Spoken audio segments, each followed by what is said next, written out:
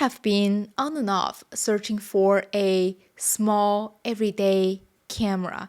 I still imagine myself taking fun, everyday, random photos of my breakfast, my friends, my dog. Oh wait, I don't have a dog. Do I have friends though? Hey guys, this is Xian. Welcome back to another episode of Me and Tiny Cameras Just Don't Get Along. 2 months ago, Lomography sent me this adorable thing, and this is the Lomomatic 110 camera. I think it's so awesome while some companies decided to stop making films altogether. Others keep pumping out new film cameras. How awesome is that? This camera came out early this year. I mean, just look at it. It's just so cute. Let me show you how to use it first, and then I will show you 4 rows. Yes, I shot 4 rows with this camera, and then we'll talk about what I like and dislike about this camera, just as good old time. We haven't done a camera review for quite a bit. The Lomomatic 110 has 3 models, 1 with built-in flash, 2 with detachable flash. The one we have here is the metal version with the detachable flash. First of all, let's put the flash on. Now you've got your 110 in hand, and you're ready to roll. Literally. This camera takes 110 film. This is the format I never tried before, so we're doing this for the first time together. To load the film, just pull the camera and then pop the back open, put the film cartridge in. It only goes in one way, so don't worry about putting it in wrong. And then close the back, and now this is the fun part. Pulling and closing the camera is how you advance it. Just like this. Keep advancing a couple of times, and you will see the number 1 showing up in this back window. And that's how you know you're ready to go. The Lomomatic is pretty much a point and shoot. At the front, you have your zone focus. It goes from 0.8 meter to infinity. And then on the top, you can set your ISO. This is how your camera will meter light for you. It has 4 options: 100, 200, and 400. And bulb mode? How would you even use bulb mode on this thing? It doesn't even have a tripod mount or anything. Anyway, it is there if you can get creative with it. Then at the bottom of the camera, there is something I missed for the first almost 3 rows. There is a day and night switch at the bottom, so your camera would know if you're in low light situation. And on top of that, there is a double exposure button. I have to say, it's really impressive for how much they packed into this tiny little camera. And then on the flashlight module, you can also choose day or night or turn it off. And that's about it. It's very simple and very straightforward, as I always say. So aim at your subject. Make sure there's enough light. If not, turn your flash on. And then just press this shutter button on the top. And then after each shot, just close the camera. This is how the camera will advance to the next frame. And don't worry, the camera will only advance to next frame after you took a shot. If you just open it and close it without taking a shot, the camera will not advance to the next frame. I think this is a very cool design. But at the same time, I run into a lot of trouble with this mechanic. We'll get there.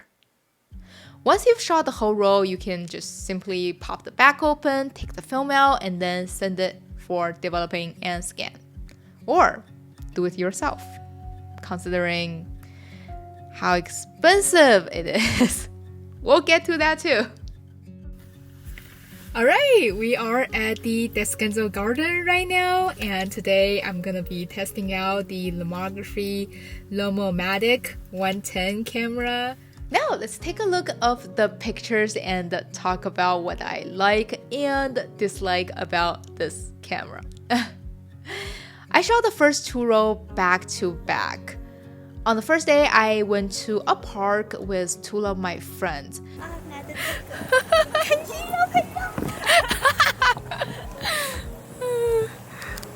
The first photo turned out great. It's pretty sharp. The framing is right on point.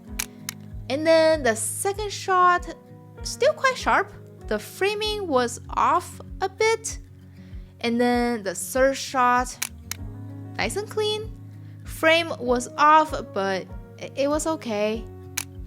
And then the fourth one, the color looks pretty nice, but the shutter speed was kind of low, I guess. It turned out blurry. This camera is so light. The shutter is so light. I honestly don't know if I even took a shot. I guess we'll find out. And then from there on, I have no idea what happened. Everything just seems just shifted. There are a few shots turned out okay, but they're not as sharp as the first couple of ones.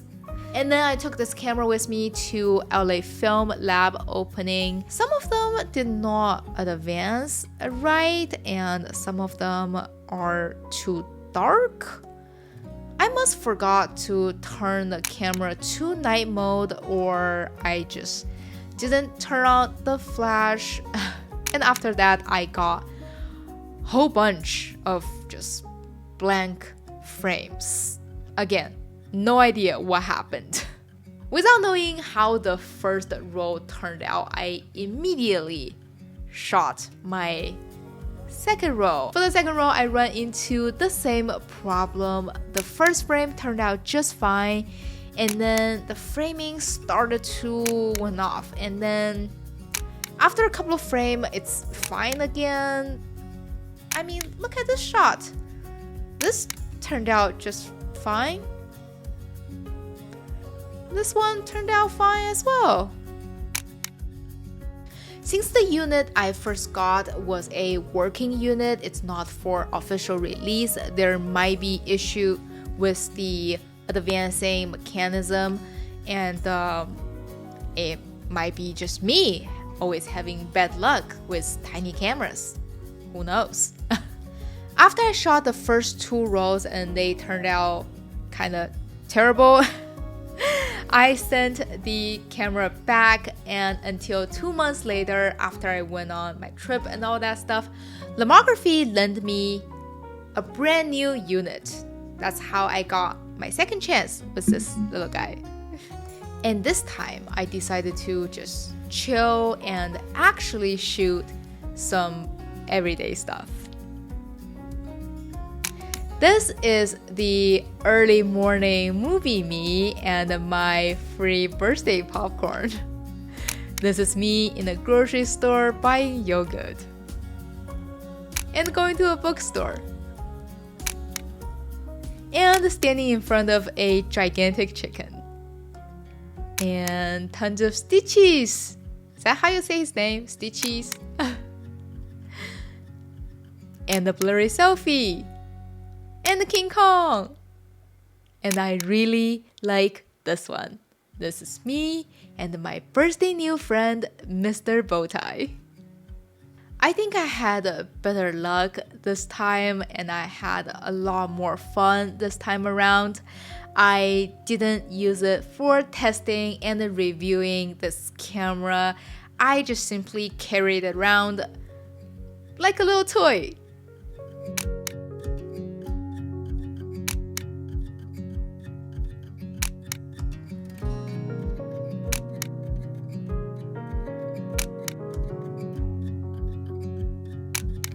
What I love about this camera is how tiny it is. It literally fits in my pockets. And it's so fun to use. I was so frustrated with how off-framing, off-focus, and how shaky and how blurry some of these photos turned out. But I think this is not a camera that gets you the technically perfect picture. It's more of a friend hanging out camera. It's a going on a date kind of camera. It's a put in the pocket of your pajama pants and taking a picture of your sunny side up kind of camera. Oh, that takes it? Yeah. Oh, you gotta pull it? Pull it out now? Here, like this. Oh, whoa. Oh, now you can see from that. Here? Whoa! There you go. But that's just me though. All of that being said, this camera is capable of taking some really sharp and clean image. You just need to have good sense of distance. Zone focusing is just not my thing. To do this camera justice, please go on Instagram and search up Lomomatic 110. You will see a bunch of really good pictures taken on this camera. You can see how nice and how sharp those pictures can be. Besides the technical issue I run into, there is one thing I do not like about this camera. Is developing and scanning 110 film is so difficult and so expensive. Lomography is pretty much the only company out there still making and selling 110 film. One roll with 24 frame costs about $9. Despite its smaller frame size, it's not cheaper than 35mm film. I don't think the film price is the issue given it's a special format. The real problem is processing. There are not many labs that can handle 110 film developing and scanning, and those who does can cost almost $40 per roll. That is just way too expensive. After I shot the first 2 rolls, I bought this 110 film reel from Etsy. I ended up developing and scanning the rest of the film by myself. I'm still trying to figure out a better way to scan them better to reduce cost just in case if I want to shoot 110 film more down the road.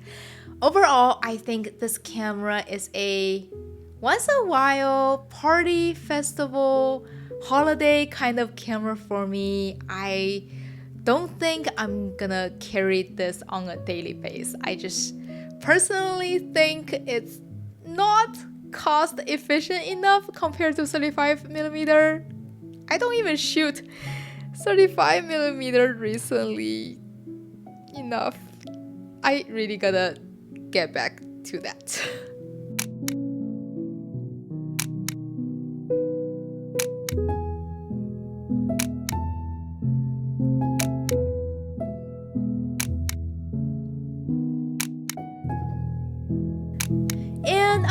This is it for this week's video. Thanks to Lomography one more time for lending me this camera twice.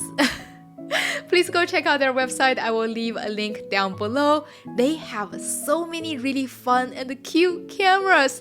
And also there are so many film stocks I haven't tried from Lomo yet. I will definitely put them on my to-do list. And this is Sam. I will see you next time. Bye!